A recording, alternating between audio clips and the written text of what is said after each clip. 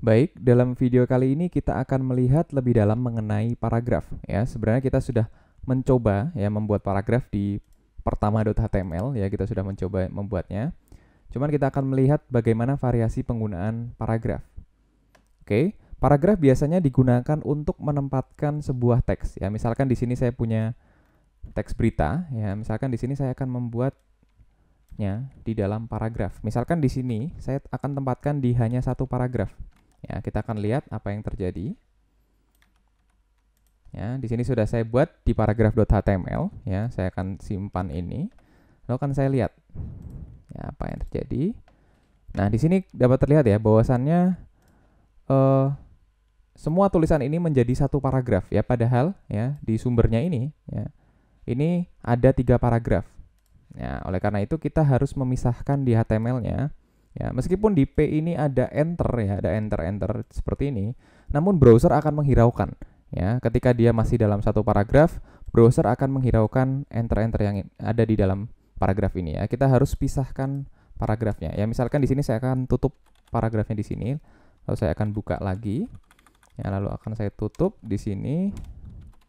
Ya, lalu akan saya buka lagi dan tutupnya sudah ada di sini. Oke, jadi ada 1 2, 3 paragraf ya. Kita akan lihat. Nah, di sini sudah terlihat ya bahwasannya sudah terdapat 3 paragraf di sini. Oke. Lalu bagaimana misalnya ya, kita tidak ingin membuat P baru ya. Kita hanya ingin langsung enter di sini. Ya. Misalkan di sini, misalkan saya enter di sini, apakah di browser terpengaruh ya? Tentu saja tidak terpengaruh ya. Oleh karena itu kita punya satu tag lagi yang namanya tag break ya. Misalkan di sini ada tag break ya. Kita lihat. Nah, jika ada tag break maka dia akan ya membuat satu enter ya, membuat satu enter baru.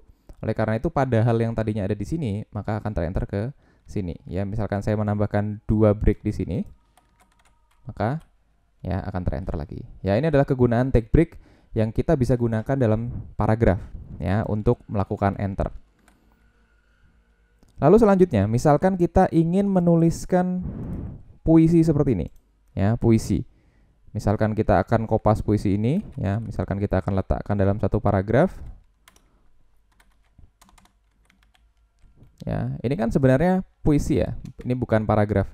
Kalau misalkan kita lihat pasti akan berjejer. Nah, ya, puisinya akan berjejer. Lalu bagaimana caranya biar kita nggak BR satu-satu, ya kita nggak buat tag break satu-satu, dan juga kita nggak buat tag P satu-satu, ya itu ada caranya, ya yaitu dengan menggunakan tag yang namanya pre, ya pre. Tentu saja pre-nya juga harus kita tutup di sini, ya. Lalu akan kita lihat apa efeknya pre. Nah pre ini akan